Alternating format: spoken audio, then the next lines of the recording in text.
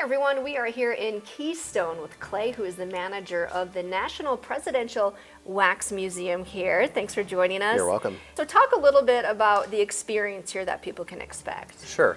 Well, I think that just getting the sense of being able to be in the presence of the most iconic names and the most important names in U.S. history is an experience that you don't really get a whole lot of places. I mean, we have over 100 wax figures. Every U.S. president, at least once. We've got George W. Bush twice. I think it's just people want the experience of being able to feel like they're in the presence of those actual people, and it's a whole new way of kind of like experiencing history. Talk a little bit about how the statues are made because they're so lifelike. Sure. It's about a 3 to 4 month process, actually. The wax figures that we've made, the last two, President Biden and President Trump, were actually made by a team of artists in the UK, actually out of London. About 7 to 10 people were involved in the process of each of these wax figures.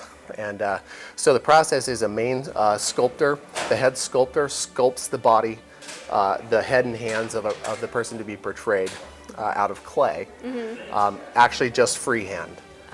It's a pretty amazing process. And then once they have that clay head and hands made, they actually cover it all with kind of like a alginate, which is kind of like a rubbery substance that then creates a mold. And they peel that back apart, they put it back together and fill it with wax, and then that creates a head.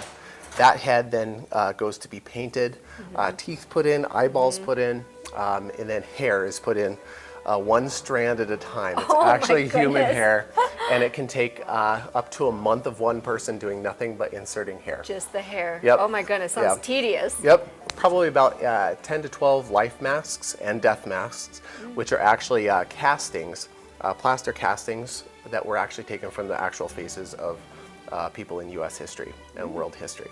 We have people that come through and are just, for them, the experience is really just being able to marvel at the artistry and the time and the passion that goes into creating each of them. It sounds like a really fun experience, and I suppose you also get to learn a little bit of history along the way of each of the presidents. Sure. That's sure. neat. Yeah, That's absolutely. Cool. All right, Clay, well, thanks for your time today. You're very welcome. Thank you.